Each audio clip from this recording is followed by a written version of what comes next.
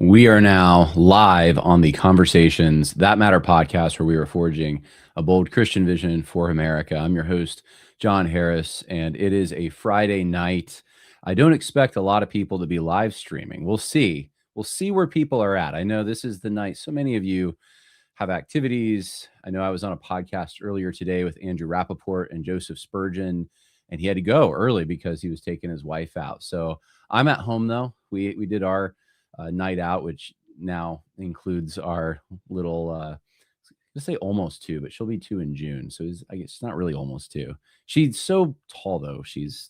People think she's at least 2, but she goes with us. So we content ourselves to Texas Roadhouse and Five Guys. Those are like the 2 primary spots. And at Five Guys, you got to be strategic. So I've developed my price saving strategy for loading up on the fries, getting the small drinks, making sure one of us has a regular hamburger, one of us has a small. You got to do those things, right? That's how it is when we got the economy we have. But anyway, not to bore you with my own food choices, but maybe you'll find some useful advice in that. Anyway, we do have people coming into the stream, though, and I'm sure a lot of you are going to listen to this tomorrow on the replay as you enjoy your weekend. There's a lot to cover, and I decided to try to narrow it down to things that are, well, it's conversations that matter, things that I thought mattered the most, especially to American Christians. There are some things that I thought they're too complicated, like Joe Kent, for example. I'm just putting that on the back burner. We may deal with that at some point, and some political things that I thought were important, but there's other stories I think that would be better for us to focus on. So what we're going to focus on, just to give you a little preview of some of the stories, at least, we are going to talk a little bit about the ongoing conflict with Iran and what's happening in the region of Lebanon, because that actually, I'm going to play for you a Tucker Carlson clip. I wasn't planning on it. There's been a number of Tucker Carlson clips that I see some issues with over the last 2 weeks, but there's one in particular where he insinuated the guys at Liberty University and Franklin Graham are acting like the pastors who lived in Nazi Germany, turning a blind eye to evil. And I don't think, I mean, this is sort of part of what we talk about. I don't think I can just bypass that. So we're going to talk about that a little bit. We're going to talk about this controversial prayer that Pete Hegseth gave that liberals are losing their minds over. We're going to talk about Ligonier ministries a little bit, St. Andrew's Chapel, some of the contention and drama surrounding that. It's hard to find a silver lining in that, but it is part of what I talk about. So I do need to talk about it, and I do need to draw some lessons from it, and we do need to pray for that ministry. No two ways about it. And Reformation Bible College. We are also going to talk a little bit about sexual ethics, so especially discretion. There's been a number of things. The Duggars are one of them. There's also been a controversy online about a couple who shared, we'll say that, well, they did both share, but initially the post that got a lot of amplification was the husband sharing about his wife's past. And this became a big controversy. And I want to talk about that a little bit. There's some revealing things I haven't seen anyone comment on in observing how this played out that I want to draw your attention to. And hopefully get you to think about. It really does. The way this was, the reaction to this reveals something about where at least Christians online that were aware of it are at. We're going to talk about immigration a little bit, and then, of course, some other things as well. And if you have any questions, please do not hesitate. We already have people coming into the chat and making comments. So Cosmic Treason, you've got to be one of the most faithful contributors here. Of course, you're saying that YouTube deleted your comment already about driving. You know what?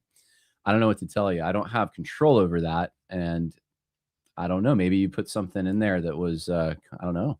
I don't know what could be offensive about driving, but I don't, was it really about driving? Was there something else in there that they caught? The algorithm said that's, I don't know. Okay. Well, we're going to keep going here and start out with just some international stuff. We're going to talk about the Iran war, just a little bit of an update here. And these were the headlines from this morning, if I can bring them up. Israel accelerates strikes on Iran's military industry as ceasefire prospects loom. Pray for this. Pray that there's seems to be a possibility of negotiation here. But of course, with Iran, the previous leaders that Trump was trying to negotiate with were kind of being elusive and saying one thing, doing another, and toying with Trump. And so I don't know. Can Trump make a deal? Trump's whole thing with all of this is he sees himself, it seems like to me, watching him for years, as the guy who can work the corporate office. He can go into a boardroom and he can work someone over, and he applies that to his foreign policy.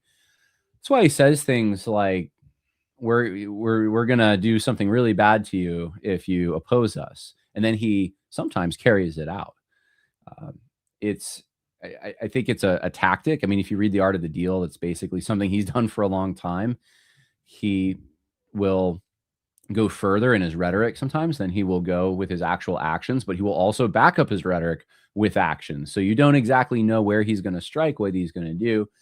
But there does seem to be a possibility of some negotiation, and he has reduced the military participation for the time being. Of course, he's sending more troops to the region, but less strikes in the hopes that maybe there can be some kind of an agreement reached. So Epoch Times reporting on that. And of course, the New York Times also reported and said the Saudi leader is said to push Trump to continue Iran war in recent calls. So Prince Mohammed bin Salman wants the U.S. and Israel to continue, which I find interesting. It's like, there's sort of this narrative that, which I don't think is, I think it's way overplayed. But the narrative is that online that Trump is just doing whatever Netanyahu wants him to do. But I think it's worth noticing here that you have others in the region that see this as beneficial, and the United States, this is kind of the way we are as a superpower. Everyone knows our news, even if we don't know theirs. We have to become experts right overnight if you're in the commentary business on situations you've never studied before. And it's like they know what you're doing, though. Like they're looking at your news because your decisions as one of the world's superpowers, the biggest one, affect them. And they want a piece of that. They want to influence that, and they want to benefit from it. And who is it? John Panette, the comedian, he always says, if there was an asteroid or whatever come to Earth, everyone would rely on the U.S. The U.S. would have to figure this out. And all the movies that depict this, it's always the United States. It's their problem. They got to go figure out how to defeat the asteroid. And he says, once again, Canada gets a free pass, which that was funny. But that's, other countries want that free pass. They want to benefit. And of course, Iran was a problem with many people, many nations in that area. Related to this is sort of setting me up for this, because this is evangelical news, and I want to show you something. This is a post made by someone in Turkey, I'm assuming, based on the name here. And the post is a Tucker Carlson clip recently. And it says, Tucker Carlson brutally calls out American evangelical leaders like Franklin Graham for blindly supporting the murder of Christians in Lebanon and the starvation of children in Gaza. He compares their silence to the Reich Church in Nazi Germany. So this is an interesting thing. There are a number of things that Tucker has said over the last week that are very revealing that I'm not going to go into detail about. I'll mention in passing. But this one specifically relates to us. And I wanted to point out this comment right underneath it. I stopped donating to Samaritan's Purse. People should stop donating. And then Furkan Ganzukara, the one who posted this clip initially, says important in reply to that. And I just want to say, look, this is real tangible impact on real people. My church does those shoe boxes every year. It's one of the few ministries that I'm pretty positive about that are like, I'm not giving a real vision. We have been supporting a child through Compassion International, but knowing how some of their stuff works, it's a difficult thing for me. I'll tell you that much. Like once you know how the sausage is made, it becomes difficult. Now, one ministry we do support is equipping the persecuted. And let me tell you a little bit about that, and then we will come back to Tucker Carlson here. Folks, you know I'm not much of a coffee guy, but my wife, she's a coffee snob in the best way possible, and she's got high standards. When she loves something, you know it's legit. That's why I'm excited to tell you about ETP coffee. This isn't just any specialty roast. This is crafted with excellence and a purpose that's meaningful in the grand scheme. Every single dollar from every bag of ETP coffee goes straight to saving persecuted Christians in Nigeria, where 90% of Christian persecution deaths worldwide have happened in the last 5 years. Your morning brew can do more than wake you up. It can provide food, medical aid, schools, and protection for brothers and sisters suffering for their faith. The Bible says, whether you eat or drink, do it all to the glory of God. With ETP coffee, your daily cup makes an impact for the glory of God. Grab yours at etpcoffee.com and spread the word. Invite your friends to join the mission at etpcoffee.com. Let's drink coffee that changes lives. You know, I'm going to have to re-record that someday. I don't know what. I was really cold when I recorded that. And I remember like I had tears in my eyes because the wind was so cold. The point, though, is ETP coffee if you're a coffee drinker. So check that out. That's a great ministry. But, you know, we do the shoebox thing. We support Samaritan's Purse. I've known people who work with that ministry, a number of people actually. And everyone that I know who's worked with that ministry has always really been impressed with the way they handle things and the way they're committed to spreading the gospel in each of those shoeboxes. So I take some, I don't know if offense is a word, but I have some reservations about saying, yeah, you know, Tucker Carlson said that Franklin Graham, he's like one of those pastors in Nazi Germany who's turning a blind eye to things. And let's just not give to Samaritan's Purse anymore. Well, let me play you the clip so you can hear what Tucker said, and then we'll talk about it a little bit. So here it is. Here's what Tucker Carlson said just recently. Religious leaders, the American evangelical leaders, not rank and file evangelicals who, if they knew, would be horrified, but the people who run the biggest evangelical associations in the United States, the people who are in Liberty University, for example, or Franklin Graham, these are household names. Have they said anything about the destruction of churches and ancient Christian villages in a country in the Middle East with a Christian president? Do they even know Lebanon had a Christian president? Who knows? They haven't said word one about it. Why? Well, that's a good question. That was the question that a lot of people asked the Reich Church after the Second World War ended in Germany. How could you have gone along with that? And there was not a good answer other than, I don't know, didn't want to offend the powerful. There is going to be a consequence to this, and one of them is very easy to predict. Big evangelical institutions, which have done good things, by the way. If you're for the family and you're pro-life, you're grateful for what they've done. For their personal decency of the people in the pews, a lot of really decent people. But the leaders of American evangelical Christianity, not all, but some, will have no legitimacy at all when this is over. Where were you when a country that you pledged fealty to was murdering Christians, your brothers in Christ in the Middle East? Where were you when people were starving, when kids were starving in Gaza? And the Gaza aid program was run by some kind of crypto-Christian preacher. Like, someone's gonna have to answer for that. Okay. I'm obviously someone who has been trying to hold evangelical leaders, especially in the more reformed evangelical tradition, accountable for a long time regarding social justice stuff. And there's a framing that Tucker's using here. He's saying they've sworn fealty. Are there evangelical pastors who have sworn fealty to Israel? Well, there are evangelical pastors who support Israel. Is that swearing fealty? The ones he names are the people at Liberty University and Franklin Graham. Those are the ones he specifies. Has Franklin Graham sworn fealty? If he's sworn fealty and they then murder, that's the word Tucker uses, Christians, which carries with it an intentionality about it, then they're going to have to answer and they'll lose credibility. Now, I do wonder, like, does Tucker realize the credibility that they've lost? Not those people in particular. In fact, he's highlighting the ones that are the most anti-woke and conservative. That's the interesting thing to me. The ones who went woke are the ones that I go after. But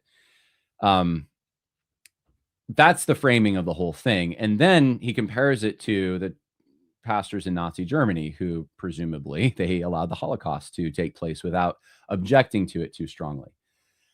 And I have to say, it is a little surprising to hear that from someone like Tucker after all the sensitivity from him about being called a Nazi or being affiliated with Nazis or being an anti-Semite or any of these things. He's very sensitive about people saying that about him. And yet he's willing to say that about Franklin Graham. That's a tactic I thought he perceived to be a leftist tactic. The other thing is, Tucker Carlson, as I've talked about on this program, was probably the largest voice, the biggest microphone to try to assuage fears that there was a Christian genocide happening in Nigeria. You just heard me play the ad to help Christians in Nigeria who are being persecuted by Boko Haram, a Muslim terrorist organization. And he did a lot on his podcast to try to dissuade you from thinking that's even happening. I played the clips on 2 podcasts already. I had Judd Saul on to talk about the whole issue. He was pretty fuming about it. I want to ask where Tucker Carlson was on that. You know, is someone going to have to answer for what he's done by chalking it up to tribal warfare of some kind, by saying that this is something Ted Cruz is just new to and trying to put a shroud of suspicion over it, that Ted never cared about these people until recently, and there must be a political agenda behind it. That's the insinuation. Ted's cared about it since at least 2020 and has worked to try to have the United States see the Christians in Nigeria as persecuted, to categorize them that way. And I just found the whole thing terrible. It was not just lazy in their research. It was doing actual damage by, you know, why would you donate to something like Samaritan's Purse? Why would you donate to something like equipping the persecuted? What's the point? There's not a real, there's the Samaritan's Purse apparently is compromised because of Franklin Graham. He's like one of those pastors in Nazi Germany, and equipping the persecuted is trying to get you to donate for a genocide that's apparently not even happening. And I think it's so hypocritical for him to do that. And I feel like I need to say something about that. I mean, this is the kind of stuff we cover. So let's get into the details just a little bit here, though. And let's see if this is like the Nazis.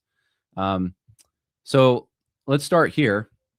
Here's one of the news stories. This is a recent one, and this is a website, Al Rabia, which is a Middle Eastern website. They're taking this, though, I think, from Reuters. So Reuters must have reported on it initially. But here's the headline, okay?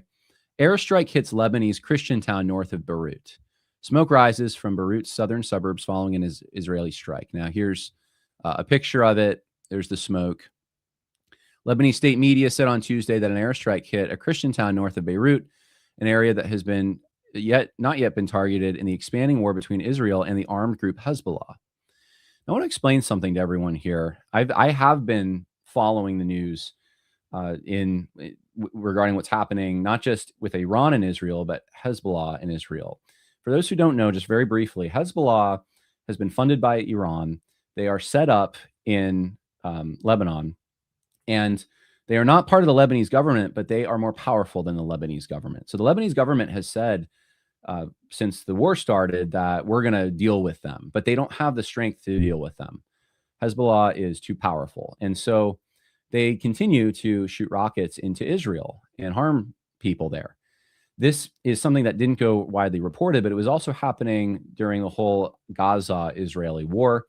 Lebanon was firing rockets into the Golan Heights and that kind of thing. Well, when this all started, of course, Hezbollah starts shooting rockets into Israel along with Iran. It's not just Iran shooting rockets. And so Israel is, there's been sort of a dance going on between the government of Lebanon and Israel as to who's going to deal with this. Like, are you going to deal with it? Because we're going to have to strike back. And we may even have to come in and deal with this ourselves if you're not going to do anything. That's been the situation since the beginning of the war, essentially. Now, Lebanon, yes, does have a lot of Maronite Christians. We actually had one on the podcast just a few weeks ago. And the Maronite Christians, and pray for them, by the way, pray for them. They are they're in northern Israel, and they're also, most of them are in Lebanon. And so they are kind of caught in the middle of this thing. And here's an article. This is, we'll start with this article, I guess. This is from the Jerusalem Post. And the article's title is Christians in Lebanon Navigate Fear and Neutrality Amid Ongoing Regional Conflict. Let me just give you the too long didn't read version of this. There are Christians in that particular area of southern Lebanon, and they have around them, the Hezbollah is operating, and they basically want their government to deal with this. They would rather not have Israel come in and have to do that. They would rather not have a foreign country come into their country and take out Hezbollah, but they don't like Hezbollah.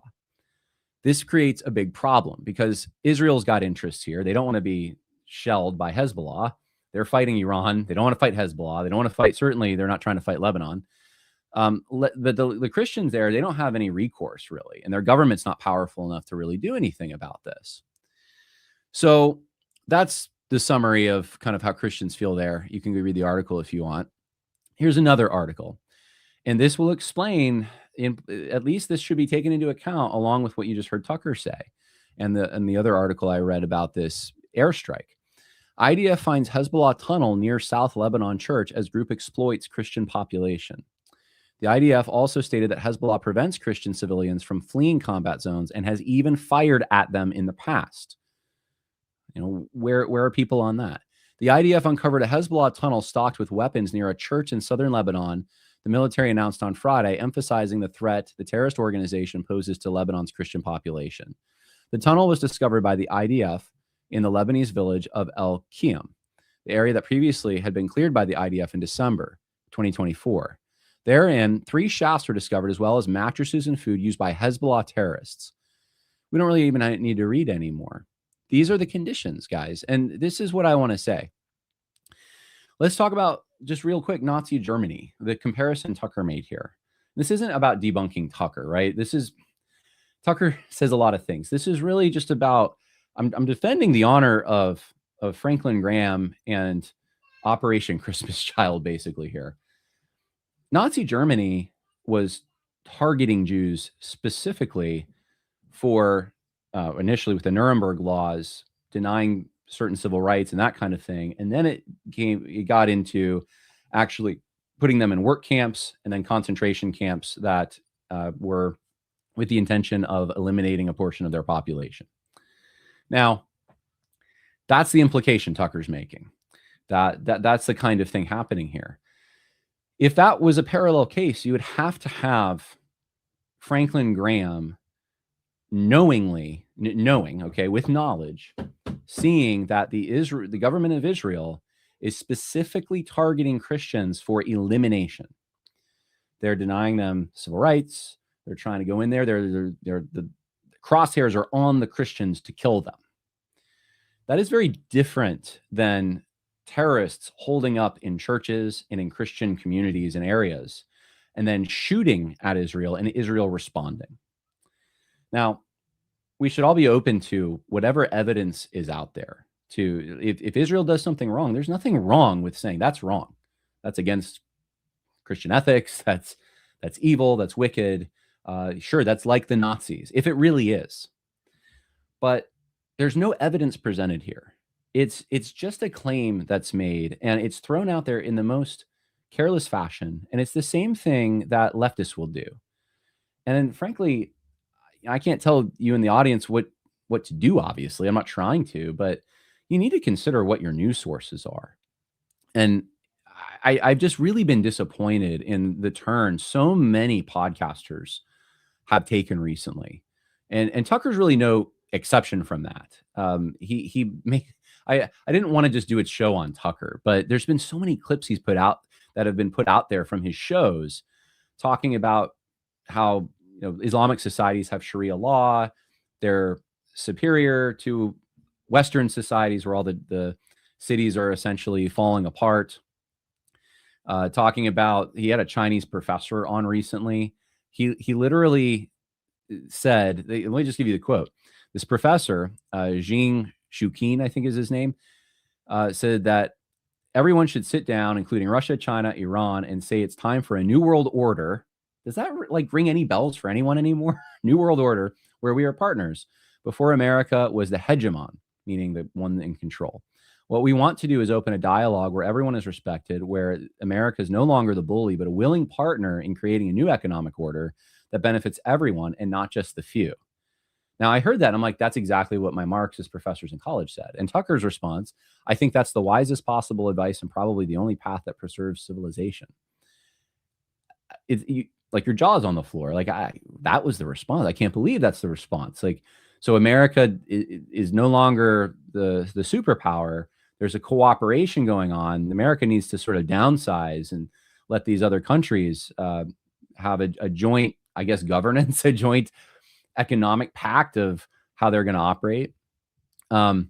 That's sort of tip of the iceberg stuff. There's like something every day. And I've wondered whether that's the strategy. Like before you can really like fact check and analyze something, just put out more and more stuff, right? Just crank out so much stuff. Like people are just overwhelmed.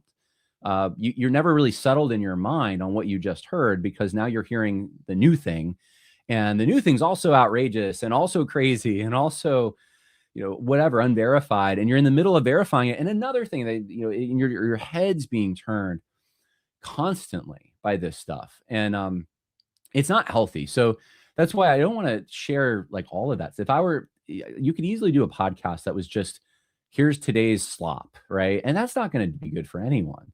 So I have to be judicious about this, which you could pray for me. I don't want to, but I'd like a lot of people are listening to this. And in this case, withdrawing support from Operation Christmas Child, from Franklin Graham's ministry, I don't see that as a net positive. Franklin Graham has actually been one of the few people in that evangelical strata who's actually been relatively conservative. I mean, do you want Paula White or Franklin Graham influencing Trump? Franklin Graham influences Trump. He's actually stood up to Trump on things like his language. I don't know what else he's stood up for in private, but I think publicly Trump's admitted that. Like, yeah, Franklin's talked to me about my potty mouth.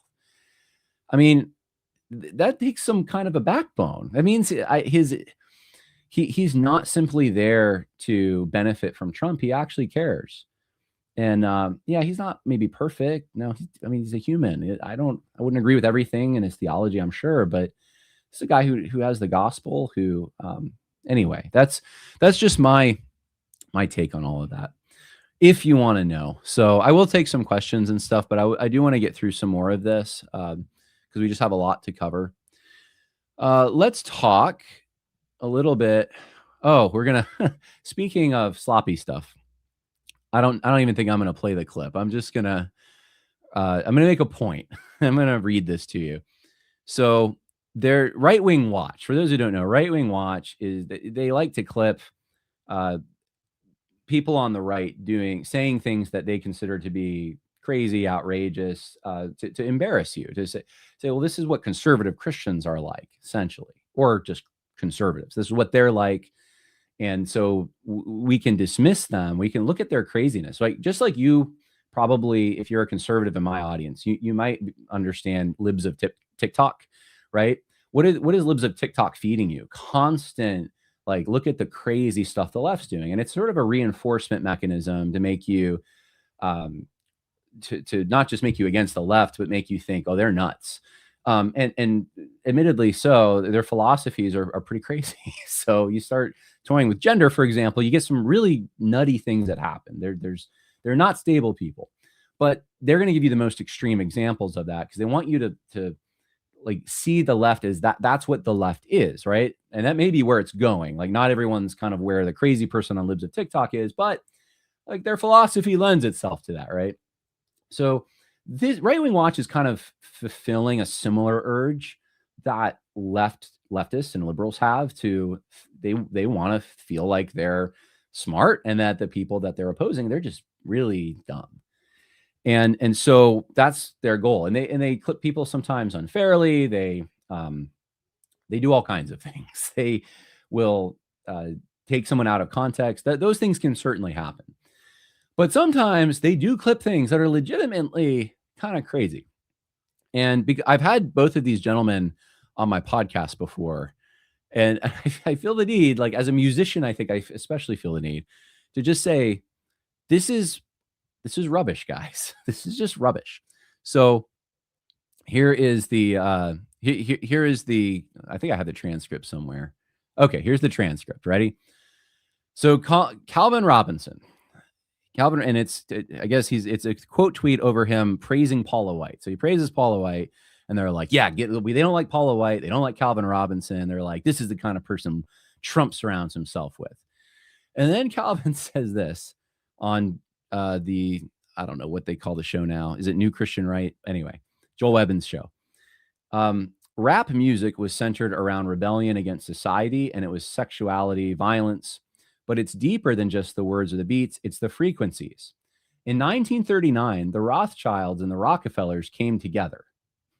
The Rockefellers have a big mansion near me, so I know a little bit about the Rockefellers. I was like, what? They got together with the Rothschilds. Okay, they got some scientists and some musicians together. All right, so we got the Rothschilds, Rockefeller, scientists, musicians. And they all said, they got in this room, like it's the smoke-filled room stuff. They said, let's shift the frequency of A from what it was, to 440 hertz to 453 hertz. And he's sort of speculating here. He's saying, I don't know he doesn't know which frequency it was, but we're going to switch it. And he says, look it up. Essentially, they wanted the masses to be enraged, to be ready for war. They don't want the masses to be peaceful and seeking God. And so Joel Webbin, that's so good. So that you're telling me it's not just the lyrics, but rap. The music itself is Jewish. To which Calvin Robinson replies in the affirmative. And I did comment on this publicly already. I just said, I refuse to believe this is a real clip. So, I had to face the music though, and I actually looked it up.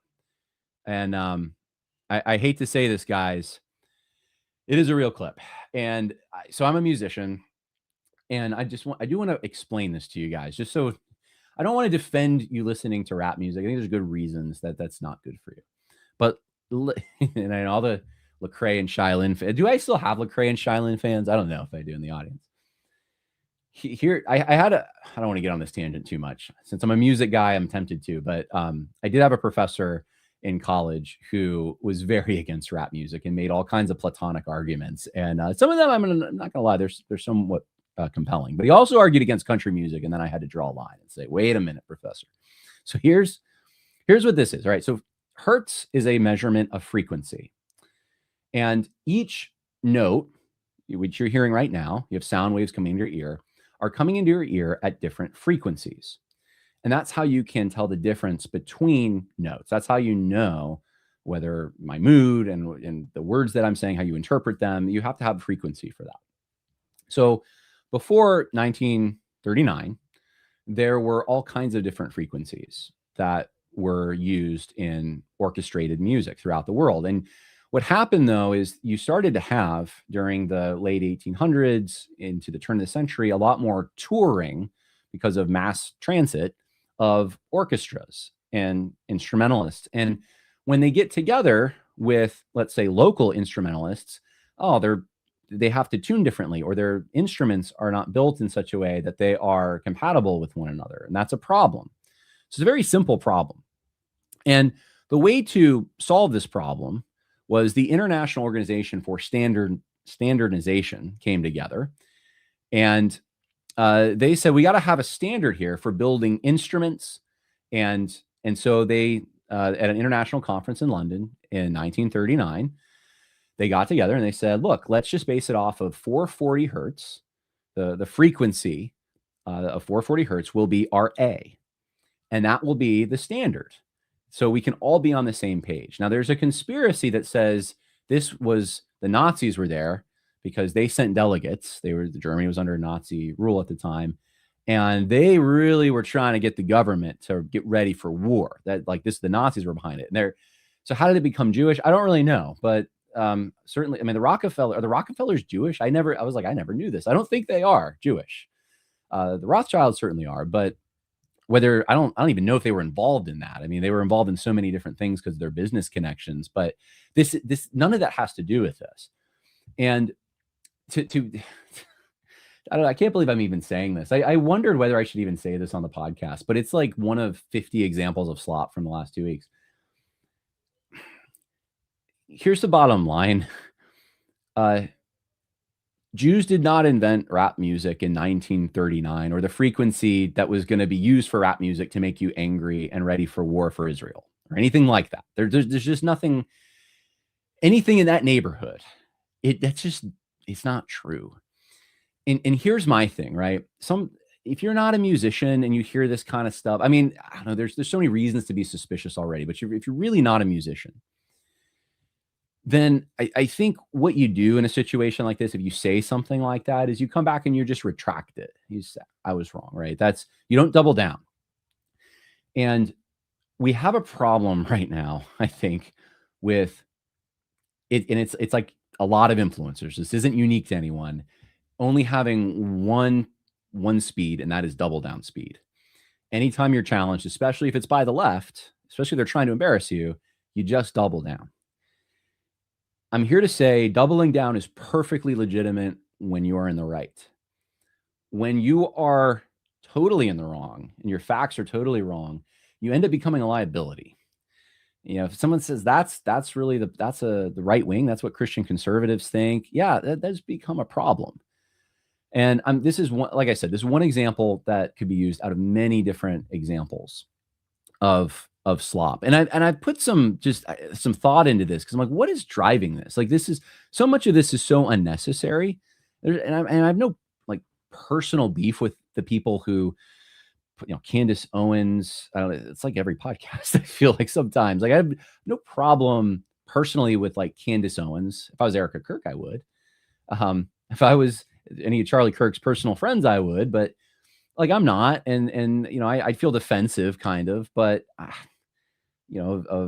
least of Charlie and then like jamming all of this stuff, using his legacy the way she has. But it's like, what motivates someone to do that? I mean, the sort of typical reaction is, oh, it's just like clicks, right? It's just, and I don't know. I was thinking about this, and I don't know if any of you feel this way or have noticed this, but I was thinking about it with my daughter. Okay. This is like, bear with me for a moment here. This is a monologue. I just need to get out there because I think it's important. My daughter was not walking a year ago, not well, right? Had to help her. She walks great now. I can barely keep up. She climbs things. How did she get from A to Z? Well, incremental steps. It wasn't overnight. It actually took a lot of time to go from where she was to where she is. And she's quite nimble now. And to restore our country to the way it used to be or the way it should be, especially as Christians looking back, it's going to take a lot of intermediate steps. It's not going to be instantaneous. It really is going to be like walking. It's going to be difficult because we have so much to overcome. We have a lot of instability, a lot of sexual sin, all kinds of things that our population has participated in. And you have to start somewhere. And so the damage doesn't go away. The damage is there from policies, from the way parents treated children and raised them, from philosophies we believe that were wrong, from just rank pagan stuff, right? And I think that there's sort of like this way to look at it that sees it all as very boring, that whole process, right? Like Trump's been in a year and a half before your term. And there's so like a year in, there was so many people already really turning on him. And I'm like, well, I understand some dissatisfaction with some things. I understand circumstances are not maybe what we would want in every particular way, but at the same time, I'm like, it's been a year and he has been fighting really hard in some areas and he's gotten some really key wins, especially in immigration. And I'm like, there's an alternative timeline we could be on. So what makes sense of this? And this is just, I want to just throw this out there as a possibility for maybe some of what we're seeing.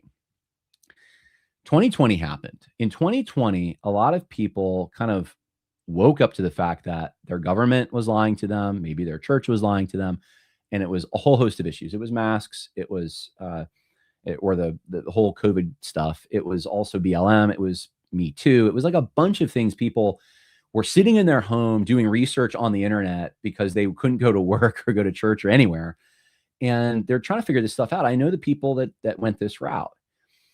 And so they're like, man, everyone's seems like so many people are lying to me.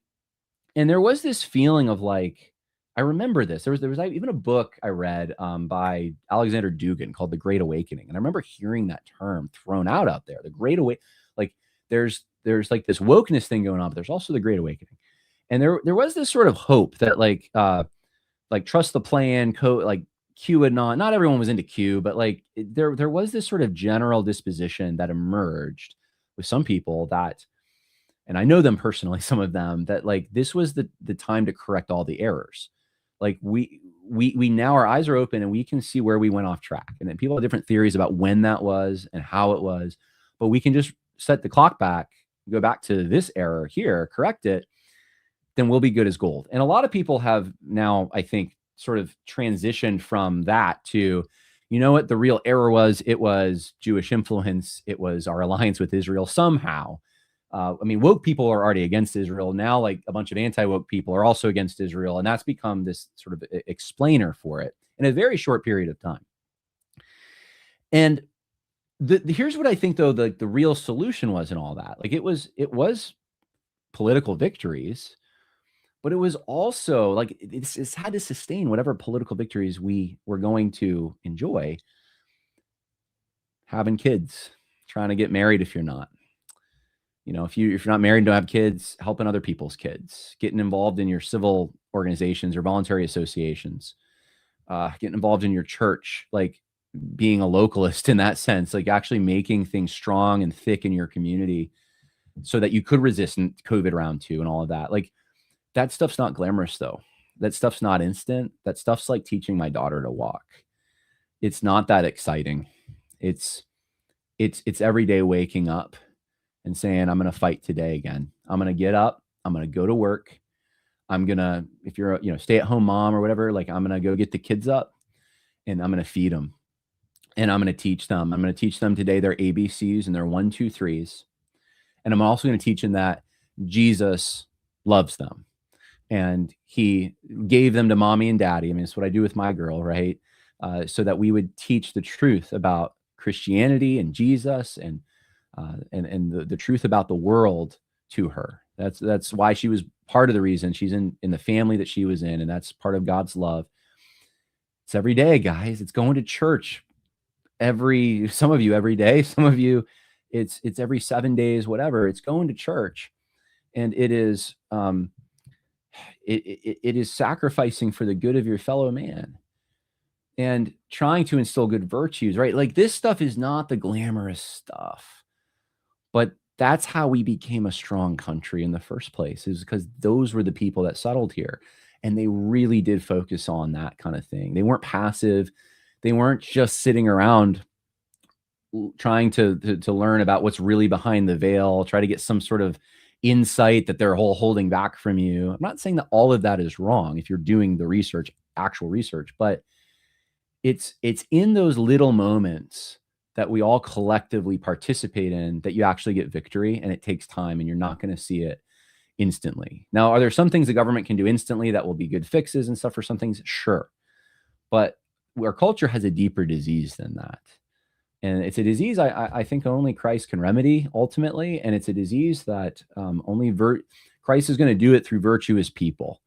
So that's something I've been thinking about. Like, what's the useful but not glamorous stuff, like the hard truth? Because it's easy to look at other people. It's easy to look at faraway elites, especially, and they may be very wrong and very bad, right? It's very easy to say like, oh, that's like the source of the problems. And there may be truth to it. It may be absolutely true that they have contributed, they're evil. At the same time, like, what does that do for you as listening to this podcast? What can you do about it? And the answer is get up, feed your kids, teach the Bible, go to work, live for Christ, pray, exercise your spiritual gifts. It's the regular, ordinary, everyday stuff. And learning to be satisfied with that and learning to see that as the victory, I think that's something that means maturity when you get to that point. And it's just not an instant fix. That's, I guess, what I'm trying to say. So, you know, and I think too, like there's sort of there's sort of a drug. Like when you get when you start going down some of these rabbit holes, it can be like you start going to places where like even the note the note A is a conspiracy. I think you're getting to places where like the drug's wearing off and you need a bigger hit or something like that. There's where do you go? Like the rhetoric has to be more extreme, more sensational, you know, more like just like outside the box for someone who's going down that path to really feel like they're still increasing in their learning. They're still like tracking who the real bad guys are. I don't know where this is all going, but at some point there's got to be like a crash point where it's like, man, we can't trust anything. I was actually listening to a radio station the other day, country music station. I don't really listen much, but I turned it on for a second. And their new tagline was like, you can trust us even if you can't trust the internet. And I was like, whoa, that's different. Like there's this reputation emerging that you can't trust stuff online now. And while AI is like fact checking better than it ever has, and you have all these tools, people are people are realizing you can't really trust, and they're withdrawing. I know several people that used to be so active online and stuff. They're not there anymore. It's like, why? Like I don't know what I'm looking at anymore. And I think in the return to normal, there's just a lot of people that wanted to like put their mission in that, like the return, whatever return to normal from 2020 is going to have this element or that element. And that's the sort of the key. That's how we're going to keep ourselves from getting off. And now it's to the point, it's like, you know, Trump's all corrupt, the administration, like you can't trust literally anything. Like everything is lying to you. And the only people you can trust are the people that are telling you that everyone's lying to you. But why should you trust them, right? Like this gets into a situation where you're just going to like not trust anything ever, which is kind of a dangerous situation to be in, because then you're only left with your instincts and personalities and what you want to hear. So I think that's the jam we're in. And I think the solution, the correction is ordinary everyday stuff. You just gotta like focus on, yeah, you're going to get your news, you're going to listen to your podcast and all that. Like, but like, hey, like have some, like choose those things very wisely and only if they are going to help you in your life. That's my advice. I'll probably say something like that again. And I'm willing to take questions. Maybe now would be a good time for questions. And we got so much more to cover. This is going to be a mega edition, guys. Let's go here first, because for $6, the third temple is here, and it is the body of believers. Read St. Paul. A physical temple is a convenient lie. Don't fall for the coming deception. All right, I'll be sure not to fall for that. I don't. To be fair, I don't know that there's any actual plan to put in a third temple in a practical sense. There's been a plan for a long time that if the opportunity arose, they could do it very quickly.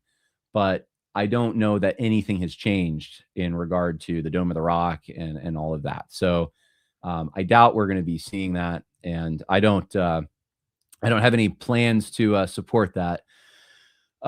Let's see what was said about Franklin Graham. Okay, so you got to just go back in the podcast. Sorry.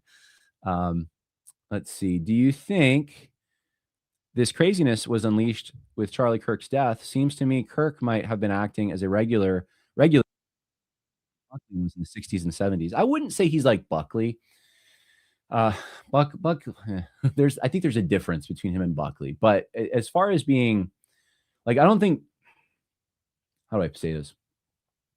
I do think Charlie wanted to keep the crazy out. I think Charlie, just from everything we know and his clips at universities and the speeches he's made, he seemed like a guy that was very focused on political victory, and he understood the left. Those are two things I don't think are baked into the influencer class right now. For example, can I just give you an example? I was talking to a friend this morning, a friend high up at a Christian institution who's very intelligent. And he was saying, look, I didn't know this, but there's a mission to go back to the moon. And his wife teases him and says, oh, that's, we're going to go to the moon for the first time. And he gets annoyed because he says, that's communist propaganda that we never went to the moon. That's something that Soviets wanted you to think that. And it's just been picked up and re-articulated. And the people who re-articulate that, it's not like they're getting into science and they really just don't think like, oh, well, there's no wind on the moon. Like the things, there's a wire holding it. Like that, they're not interested in that as much as they are trying to say you've been lied to and America is not as great as you think it is. Like we actually didn't accomplish that. And I'm sorry. The evidence is we did. The evidence is we did. In fact, satellites that are in space can see the evidence on the moon. I mean, we reflect off of things that we left on the moon, for communication and so forth. It's like there's so much evidence that we did go, but it doesn't really matter because the point is you've been lied to. And whoever tells you that you've been lied to and gains your trust because they're the ones that'll tell you the truth, they can influence you. And so you got to do your research. You got to be careful. And frankly, if sources do not retract, that's my cutoff. Like, okay, if they say really crazy stuff, even if they do retract, I still have a cutoff. But I think that's that's a reasonable standard. Like if you find out something's really not true and you say it, you should that should be a cutoff. But, and I'm going to get all the people who think we didn't go to the moon now commenting. Wasn't prepared for that debate today, but I guess if we have to go that direction. What is the deal with these people who used to be on your show, like Robinson and Webben, and used to be solid, are just becoming weird and promoting bizarre ideas? Well, I tried to give you somewhat of a, like, it's hard when you don't know everything intimately and personally about everything. Like, why did Tucker go down the path that he went down? Like, I can gander at a possibility, like his father, maybe I could say his father was really pro-Israel and CIA, and his father, maybe didn't treat him right, and now he's resentful, and so, you could psychologize it, but I don't know. Like, there's all these theories about Candace, about Tucker, why they went down these. I don't know exactly. All I know is when Tucker says things like, Franklin Graham is like the pastors in Nazi Germany, it does damage, and to a man that, frankly, is one of our better guys at the top. Like, couldn't he have gone after Paula White at least or something, right? John and Crowder are the only ones I've heard giving a critique from the right of Tucker's inconsistency. There are more, okay? Who are they? Patrick Casey is one of them. I'm pretty sure Patrick Casey has. I'm pretty sure John Doyle has. So if you go look at John Doyle and Patrick Casey, none of those guys are not neocons or anything, but they will go in on Tucker and on Candace and some of this stuff and say, guys, we need like standards of honesty here. Come on. All right. Does supporting Israel mean supporting Netanyahu? And on a broader note, can we distinguish between supporting the people and the government? For example, I think of the time of Ahab. Of course we can. Yes, absolutely. I actually just wrote a paper on this and I made that very point. No, I think if you want to support Israel, you should support your neighbor who's Jewish and religiously Jewish and needs the gospel, right? So, no, I don't think, I don't believe in this like loyalty that's like, even if they do bad things, you have to still support it or whatever. No, absolutely not. And it's got to be good for our own country, these things. That's really the moral standard here. All right. Are there any other questions? I don't think so. I think we're going to keep going here. We got a lot of stuff to talk about here. Let's talk about Hegseth, Pete Hegseth. And, on the thumbnail, I'm talking about like, hey, which version of Christianity do you want? And it's more like what kind of Christians in the public sphere are going to be the future? Like, is it going to be Franklin Graham? Is it going to be Pete Hegseth? Or is like Tucker Carlson your like sort of model Christian? He says he's a Christian all the time. Like, is it like, who is it? Is it Paula White? Who's going to be? And so, oh man, this is not the story I was thinking. Let's start with Hegseth. So, this is interesting to me. I don't know about, like, I'm just going to tell you where my limitations are. I don't know about everything Hegseth has done, but I know a lot of it has been good on social stuff against DEI. I mean, he's already got me, like, putting Robert E. Lee's portrait back up at West Point. I was like, you got me, man. Like, we need those examples of godly, faithful men. And he seems to get that. And he quotes scripture a lot. And he quoted an imprecatory psalm. And here's the story from Christian Post. He invoked divine wrath against the enemies of the United States on Wednesday. Every month, it is fitting to be right here, he said to those gathered at the service. It was live streamed to all military personnel. All the more fitting this month at this moment, given what tens of thousands of Americans are doing right now. Reading from a prayer, he said, was given by a military chaplain to the U.S. Navy force that captured Maduro. And it's Psalm 18. Great psalm. I pursued my enemies and overtook them and did not turn back till they were consumed. I thrust them through so that they were not able to rise. They fell under my feet. All right. Almighty God, who trains our hands for war and our fingers for battle. You who stirred the nations from the north against Babylon of old, making her land desolate, where none dwell. Behold now the wicked who rise against your justice and peace of the righteous, he prayed. Snap the rod of the oppressor. Frustrate the wicked plans of the ungodly. By the blast of your anger, let the evil perish. Let their bulls go down to slaughter. For their day has come, the time of their punishment. Pour out your wrath upon those who plot vain things and blow them away like the chaff before the wind. He keeps going. He talks about giving wisdom in every direction to endure the trials ahead. Unbreakable unity, overwhelming violence of action against those who deserve no mercy. Let's go. Let's go. No, like, guys, like, I'm there.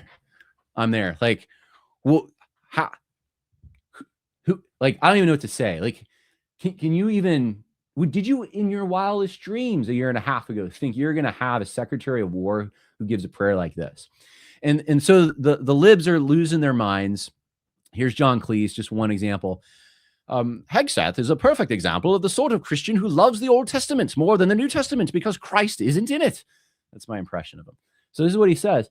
I'm like, wait, I just said, look, don't want to burst your bubble, John Cleese here, but Christ only quoted the Old Testament. I mean, he quoted himself because he's Christ, but when he's looking at scripture, he's quoting the Old Testament. So I think Christ would be okay with that. Like, what do you think the military does, right? What do you think they do? Like Rush Limbaugh used to say, you kill people, you break things. That's the military. That's what they do. What is the Psalm talking about? You'll kill people, break things, and do it well. That's why we pay the military, because that's their job. And Pete Hegseth is giving them encouragement along those lines. Like, what did you expect them to do? Be UN peacekeepers and all sunshine and butterflies all the time? Like, it's the military. Like, that's their job. And giving that, like, are you discriminating against Pete Hegseth's faith? Oh, is it not Christian now because it's from the Old Testament? I'm hearing a lot of that stuff more recently, by the way. Like, oh, it's Old Testament. Like, we can sort of, like, it's not like the New Testament's the real Christianity. And I'm like, 3/4 of the Bible is Old Testament. And guess who the biblical authors all quote? Yeah, the Old Testament all the time. I'm sorry. It's not, you can't just throw that away. Like, it was given to us for a reason. So we learn from the examples of the people who lived during those times. And we would take the ethical teaching and the theological teaching and we would apply it. So there you go. And there's prophecies that are fulfilled. I mean, I don't need to give you an argument, you know. All right. Good on Pete Hegseth. Figured I'd just let you know about this. I don't really have a place to fit it, but Robert Malone exits the CDC vaccine advisory role. And basically it's because a federal judge is not letting him do his job. And I just wanted to say, this is so much of the problem. Like, why can't we have good things? Why are things taking so long? You've had decades to realize what we're up against. You've had decades of judges being appointed and corrupt elected officials. I mean, more than decades. It's to go in there and be a reformer, you're going to get eaten alive. It is very hard. It's very frustrating. And it takes a lot of patience to go into the government and expect to see change. So we need men who can hold on and exercise virtue and do the best job they can. Robert Malone, I'm not condemning him at all. Maybe this was the right thing, but he's saying, I can't work with this. A reminder, God's got to open doors too. We got to pray and we got to work. Those are the only two things we can do. All right, Ligonier. Let's go to Ligonier now. Speaking of lack of leadership and problems with leadership, how do I even summarize this? St. Andrew's Chapel, Ligonier Ministries, and you also have the Reformation Bible College. All have overlapping interests and people working for them. And so here's St. Andrew's Chapel, and it's a letter from March 12th. The session writes to inform you of a solemn action taken in the governance and discipline of the congregation. For those who are not Presbyterian, it's the church. We do so in obedience to Jesus Christ, head of the church, and to Scripture, which commands that certain matters be told to the church, and out of pastoral concern for the peace, purity, and unity of the body. And they go on and they say, look, we're excommunicating Stephen Nichols and Dr. Heidi Nichols, his wife, and they've been excluded from the sacraments and cut off from the fellowship of the church. Now, why? It's this category called contumacy. And it's the willful and persistent refusal to submit to the lawful authority of the church, including refusal to appear before the session when duly summoned. So basically, they're being obstinate. They're not going to appear before the church to work out differences they have with someone else. That's at St. Andrew's Chapel as well. Now, there's also PCA drama kind of with this, because remember, R.C. Sproul keeps them out of the PCA. They joined the PCA, I think that was in 2023. They're in for 2 years. Then they vote to leave St. Andrew's Chapel, where R.C. Sproul preached. And in that time, Burke Parsons is brought up on these charges. He's the one that's basically replaced R.C. Sproul there. And they're related to his temperament and these kinds of things. And they'll probably be dismissed at the general, what do you call it? I'm mixing up SBC and PCA terms here. General Assembly. So that all happens. And then you have Stephen Nichols, who's the head of Reformation Bible College and is a fellow at Ligonier Ministries. I think I'm getting that right. And Stephen Nichols also leaves to join a PCA church in the area. So now he's under the care of a PCA minister. And now you have St. Andrew's Chapel having a conflict with a guy who's now under the care of a PCA church, which makes it more complicated, especially if you know how Presbyterian polity works. Now, Stephen Nichols responded to this and gives sort of the reason. March 13th, the Board of Reformation Bible College has announced that after many years of steadfast leadership, Nichols will conclude his tenure as president. And so he's leaving, basically. And it's all the typical, like, fond memories, all that. Well, then you have this. Stephen Adams, this is on March 15th. Okay. He says this on X. Rumors are being spread, including that I was fired from St. Andrew's Chapel, and this compounds slander upon slander. I have decided that I have no other choice but to explain. This is not a detailed account, though I am fully able to provide one if necessary. For more than 2 years, I have been the target of a campaign of harassment and stalking, accompanied by vile and wicked slander. And he says, for all of 2024, I was secretly and maliciously harassed, stalked, spied upon, wow, defamed, lied about, and slandered. These are quite the charges here. He was shocked. He can't believe that some of my fellow pastors and elders have done this to me. Towards the end of 2024, matters intensified. Thanksgiving to Christmas and a New Year, things escalated more. He had a troubling text that was sent at odd hours of the night, and their public confrontation with a family member, and then the discovery that dear friends of ours had been receiving anonymous social media messages insinuating vile things about him, and that he finally filed a police report against who? Stephen Heidi Nichols. So he goes, he keeps going about the gossip. Then he says, the Nichols have never once come forward willingly to make accusations, nor they willingly spoke to any authorities. So they're going behind his back. He said it's wicked slander against an innocent man. Well, what's the slander? He keeps talking about slander. I know what it is, but I'm trying to get it in his words. I wrestled along with the Lord about it. Okay. Came to the point I could no longer endure these things. All right. So his wife is also kind of struggling with this. All right. So maybe I'll just read. I think Stephen Nichols explains it more. So then you have Stephen Nichols, March 19th. I'm sorry I'm dragging you through all of this, but if you want to understand the situation, you got to go through all the primary sources. Okay, the narratives and communications circulating about us on social media have been difficult for us too. So we want to express our gratitude for these organizations, Reformation Bible College, Ligonier Ministries. And then he says, January 2024, we learned from a counselor of our daughter Grace that he had submitted a report to the Florida Department of Children and Families of suspicion of sexual abuse of Grace by Stephen Adams. So on January 10th, we reported the suspicion of sexual abuse to St. Andrew's Chapel. They had meetings. We realized that we were in impasse with the church. We notified a pastor there that they were going to find a new church. And that, they're saying that we're being slandered. So after St. Andrew's Chapel voted to disassociate from the PCA, we immediately resigned our memberships. We reported suspicion of sexual abuse of our daughter. It doesn't look like they filed a police report or anything, though. So this other guy did, who I think was the youth pastor, Stephen Adams. So here, it's a mess, guys. It's just an absolute mess.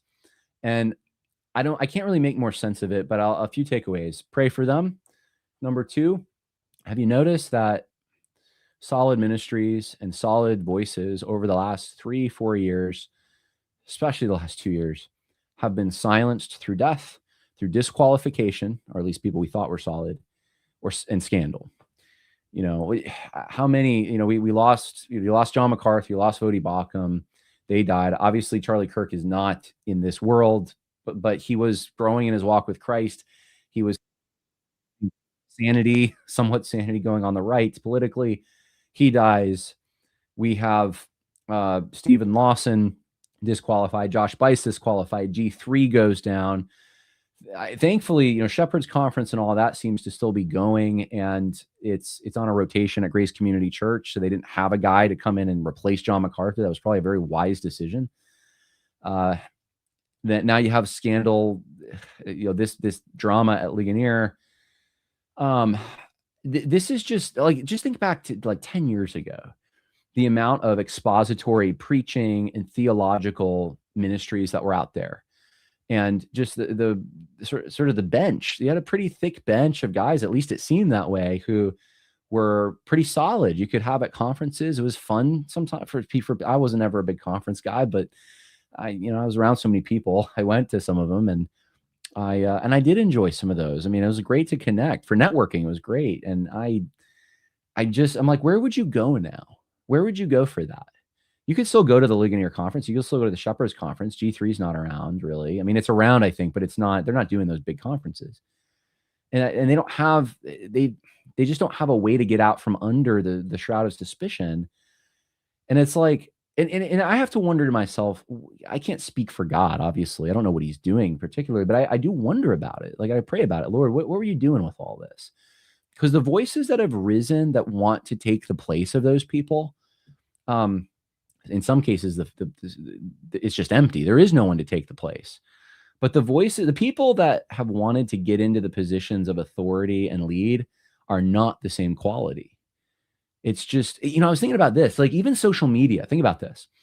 10 years ago, 10, 15 years ago, even the woke guys that I critique, like Chandler or Platt, they had to have some success, and they had to have an institutional connection. So it was like Acts 29, or it was like Southern Baptists or something. And they had to show that they were a pastor of a real church with real people and did real things. At least it appeared that way. Now, you don't really have to have those things. I've been thinking about this a lot. I've been thinking about like even my own like getting into podcasting and stuff. I never planned to do that. I wanted to reform institutions. I wanted to see institutions grow and build them up. And the chaff had to be separated from the wheat.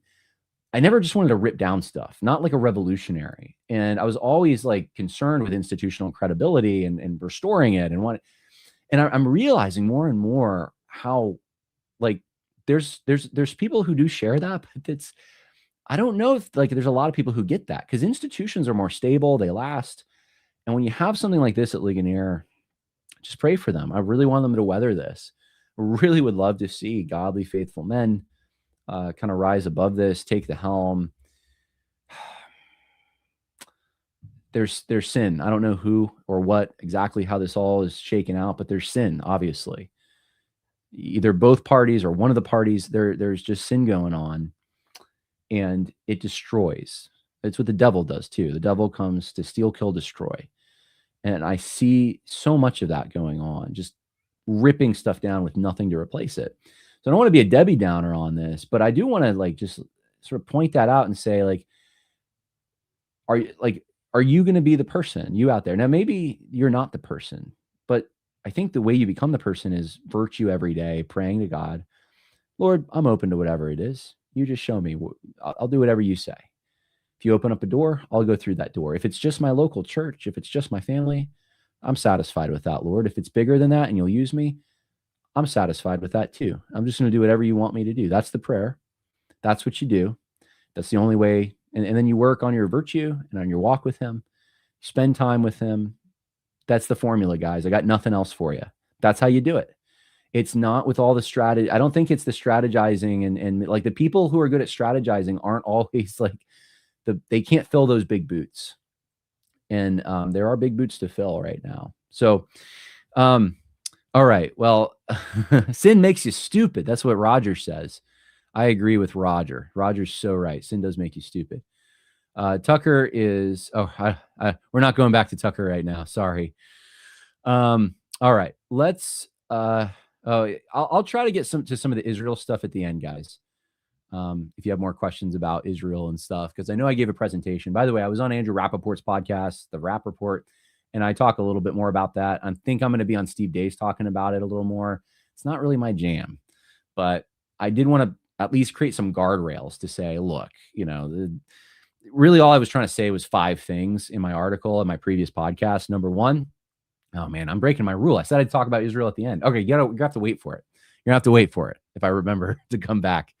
Okay, we're gonna keep going here because we got more to talk about, and let's talk about it. We got Sarah Mullally installed as the first female Archbishop of Canterbury, and everyone in England wept. This is a line crossed, guys. That's why I say, this is why I'm doing the SBC stuff and saying, look, the female pastor thing, you better be careful of that. Speaking of SBC stuff, let's talk about it. Copperfield Church in Houston, Texas, is a member of the Southern Baptist Convention and the Union Baptist Association.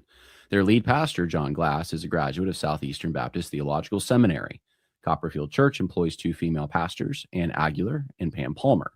Pam Palmer serves as discipleship pastor and loves to work with leaders and teach the Word of God. Well, good morning. Pastor Casey is in Louisiana, and he's asked me this morning to bring the final message in our series on marriage, and appropriately, we're going to look at 1 Corinthians 13. Which she does regularly during Sunday morning service. Well, happy Mother's Day again. I am Pam Palmer. I am discipleship pastor here at Copperfield, and I have been given the incredible privilege of bringing a message to you this Mother's Day. Bible says no women pastors. The Baptist Faith and Message says no women pastors. But some SBC churches say no.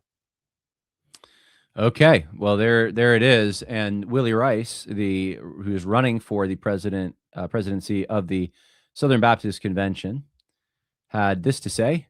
Total cooperative program giving to the Southern Baptist Convention in 2007 to 2008 was $548,205,099.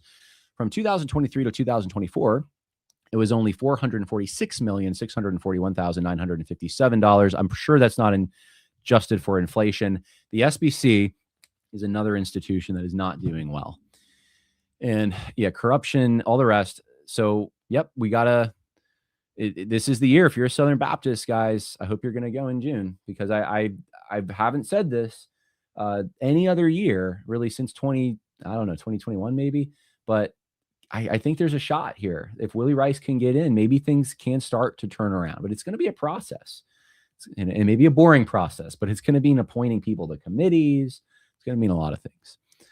But that's a problem. And the Anglican Church has gone full throttle down this direction, and the Southern Baptists are certainly not there, but they are starting to, they dabble with this kind of stuff. And it's not good. Now, if you want to be a man of virtue, if you are a young man listening and you say, you know what, John, I want to take the call, I want to do that. Let me let you know about the Fearless Men's Summer Internship. That is immersive training, study of 1st and 2nd Timothy, direct mentorship by a pastor and a leader. You get to mentor a younger man. You get a foreign mission trip, and you earn 9 credits from, I don't know what LBU is actually, but you learn 9 college credits, and the cost is $1,800. So maybe you could raise money for it. But I told the pastor who's been supporting this podcast for a while, I would let people know he's the senior pastor, Paul Walker of Woodbridge Baptist Church. And you can go check it out. Go to contact. It's just woodridge.info is the website, and you can see the phone number there, and I'm sure you can probably email, but check it out if you want to do that. So I'm not being paid or anything. I just want to let you know about a potential opportunity there. So let's talk about sexual ethics, shall we? I think this is where we want to go next. Yes. Joseph and Kendra Duggar charged with child endangerment amid expanding investigation. So 19 kids and counting star and wife face endangerment, false imprisonment. All right. So Kendra Duggar, the wife of 19 kids and counting, Joseph Duggar is the other one in trouble, was arrested 2 days after him on separate set of child endangerment and false imprisonment charges, all of which he is also facing and which are reportedly the result of an investigation of their family home. Inappropriate contact with a 9-year-old in 2020, which sent the former reality TV personality to jail. Kendra is 27, Joseph's 31. They were both charged in March with 4 counts of endangering the welfare of a minor. This is terrible. And, I don't know the Duggars. I never watched the show, really. I know what happened with Josh Duggar. He was discovered, there was molestation that of several underage girls. There's, clearly there's an issue in that family. And I don't want to get ahead of my skis here and start gandering at like why that might be. I do know though, since I've grown up and I've known just homeschool families and stuff, there are several very strange occurrences in some of the most conservative homeschool families that I've seen. And I wonder, like, what is that? What is that when a like very sheltered child, especially not allowed to date, not allowed to watch TV in many cases, and that and then they just go off the deep end and they're in like, into just weird stuff, like stuff the world is like, that's weird, that's wrong, that's depraved. And I'm not saying this is the Duggars because I don't know, but I thought it was an opportunity to say like it could be like one of the things I've noticed is like the liberal explanation is they're just suppressed, and so that suppression makes them do this. Okay, that's one explanation. I think there's something else going on too, though.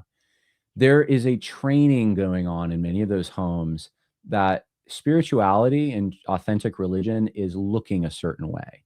It's keeping certain external rules. And as long as you do that, you're a good person and you can judge other people. If you get into that mentality, then you end up pushing your sins more and more and more secret. And you start to get into some weird territory because it's all private. There's no accountability in private. Like it's just you. And you don't have like at least, and this may be where the suppression theory comes in that the liberals say, but I'm saying it's bigger than that. Like you don't have other people to sort of like, even from the world, to measure your sins by. You already have a measurement that you've adopted that's extra biblical, that you think you're good because you live by it. And so you're not having an affair, technically, I guess. You're not doing anything that would embarrass your family or your church publicly that anyone knows about. So you go to weird places on the internet and you do weird stuff with the only available people to do weird stuff with, which is like your siblings and that kind of thing. And I would just caution parents, like, look, I think, I got a daughter now. I'm thinking about this. Like, I want her protected from the world, but I also do not want her to think like she's so much better than everyone because she keeps an external rule list. I want it to be about the heart. If it's about the heart and you really focus on that, like, hey, Jesus forgives your sin, but your sin starts inside of you. That's what he said. It comes from your heart. Then that the manifestation of the outward actions reflect what the heart does. And when people get discovered, man, it's such a blight. It's such like, oh, there goes the Christian family. There goes the pastor. Look what he did. And it just, do me a favor. If you're going to get into ministry, make sure you're not doing that. Like get into, become an elder in a church, become representative of Christ. You're not going to be perfect, but make sure that you have an openness with the leadership of your church, and they're not going to be caught by surprise by some kind of secret thing you've cultivated that got really weird. So that's my encouragement. Now, in this vein, I I gotta let's see. I'm gonna skip past Duggar stuff. I gotta just bring a few more stories to your attention. One, this is some patrons showed this to me. I guess this is Mark Driscoll's church, Trinity Church. In their internship program, they have a requirement that if any romantic interest develops, please bring it to us before going on a date or pursuing the relationship further. Please understand that we do not think that dating is bad. However, as your spiritual leaders, we love you. I want to make sure that this is the best decision. If we ask you to not pursue the relationship further, we expect you to honor and trust that decision. What do I say? I don't know enough about this situation to really weigh in completely. I will say this. It is a little strange, especially if they're adults and it's an internship. You should naturally be talking to the person mentoring you about a relationship. To have to create the extra rule usually means there's been problems in the past, and now you have to create this rule. Notify us if you're going to go on a date or something. I don't like to. I guess my sort of practical take is don't hire people for an internship that you have to be afraid of that. Like they should be. You should probably treat them like adults at the same. But if you notice that they're not going for wisdom, if they're not interested in wisdom, and they're being careless or something, then you confront. That's I guess. That's my 2 cents. And that's really all I have to say about that. Getting into like the hyper legalistic stuff is always a danger in my mind. You don't want to, I'm not saying it's necessarily a bad rule. You got to have standards depending on the situation, but there is this sort of danger that you have when you start saying like, I don't know, what would you even call this? Like hard pastoring, when every decision must run through the pastor or something, every single one. It does kind of give you this cushion that is more for children. Like it's just, you got to grow up. You got to be able to make wise decisions with coaches on the sidelines telling you here's a good play, not having to like get permission to go make a goal. All right. That's my 2 cents. I was asked about it, so I gave you my 2 cents. All right. Now I got to weigh in on the Twitter thing. People are already commenting on it in the chat. So I'm going to have a take that might surprise you on this. I'm not going to mention the couple's name.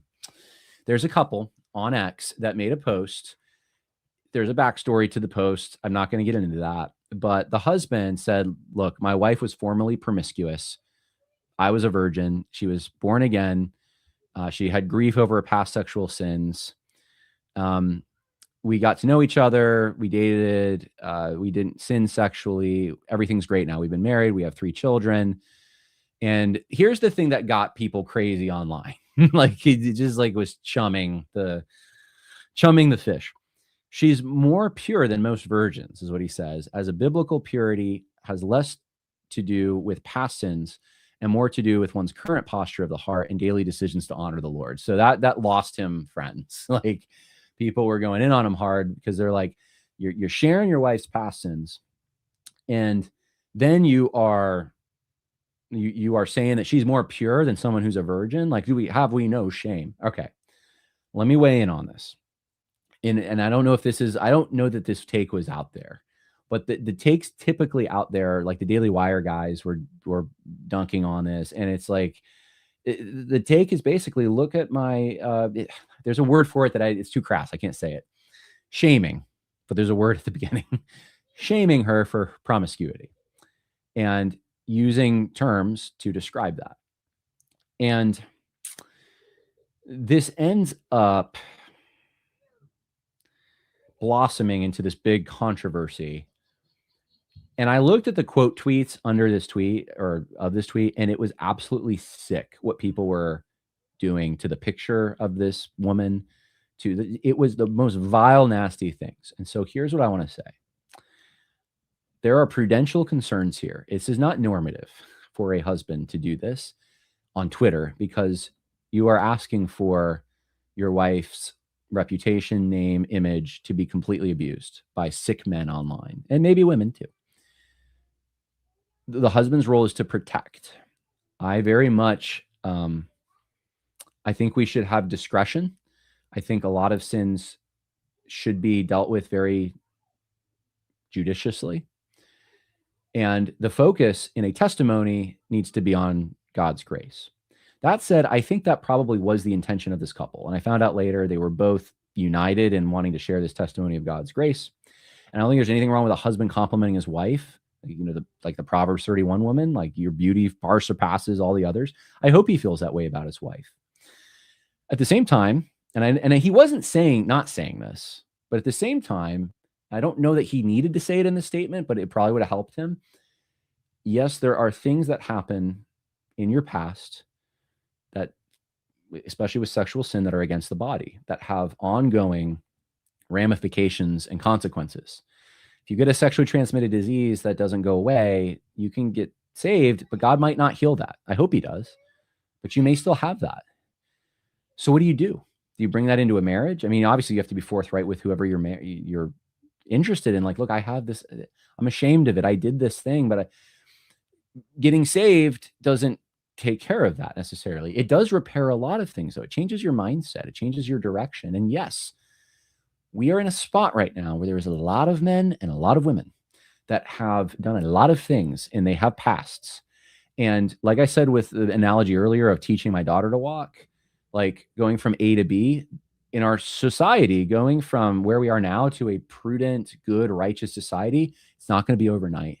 And it's going to take a lot of people marrying each other who have pasts, raising up children to the Lord and not repeating those errors, or at least trying not to. That's going to be what it takes. And so in the spot where we are now, we do need someone to say, look, just because you have a past, it's not game over. And it is interesting to me. I saw some of the same people who were silent or defensive of, a situation like Joel Webbin's past, for example, as a pastor and, doing things that he shouldn't have been doing, that he admits he shouldn't have been doing. Details, I'm not getting into that. But nothing that's for, I don't know why that wasn't as egregious, but this is so egregious other than this one factor. It's a husband who seemed like it appears at first initially like he's just exposing his wife. That is a difference, and that is wrong if that's what he's doing. So here's why I'm not sharing with you the names of this couple, and this is the different take I have, because I actually do believe in discretion.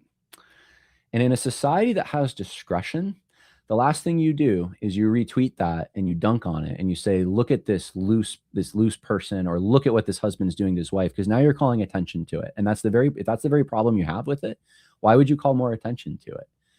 Right? That's in my mind, you want to get back to a society that's discreet and has prudence. Get back to a society that is like David in Psalm 51 describes, I sinned. I did it with Bathsheba, but I sinned. I'm not going to get into the dirty details. And hey, Israel, publicly, here is my song of repentance, and it's all just about God. That's a good example of what a testimony should look like in a situation like this. I don't think it's sinful or wrong for someone to say, I had a past that wasn't good, as long as you're not getting into the dirty details and glorifying the sin or bringing people's minds through the mud, or, protecting people because you don't want people to view that person differently in a sexual way. That's where I'm I wouldn't say that about my wife. I don't have that, but obviously, I would, if I was in the situation like that, I wouldn't want to do it because I just know what that would subject her to. And that's why I think that's what discretion would be.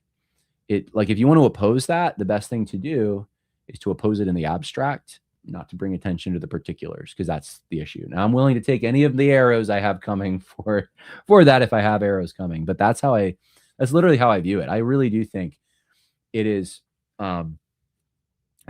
it's kind of, it's a need that we have right now for courageous, godly men. And let me just give you sort of two things in a short monologue here. We can get back to patriarchal society in two ways. Way number one, it's gradual. It's not probably that glamorous. And people start realizing they can trust men. Men have power. They have purpose. So they're dangerous when those things are misused. Yeah, because they're powerful. But if men are virtuous and use that power in the right way, you can trust them again. They're going to protect you and, all of that.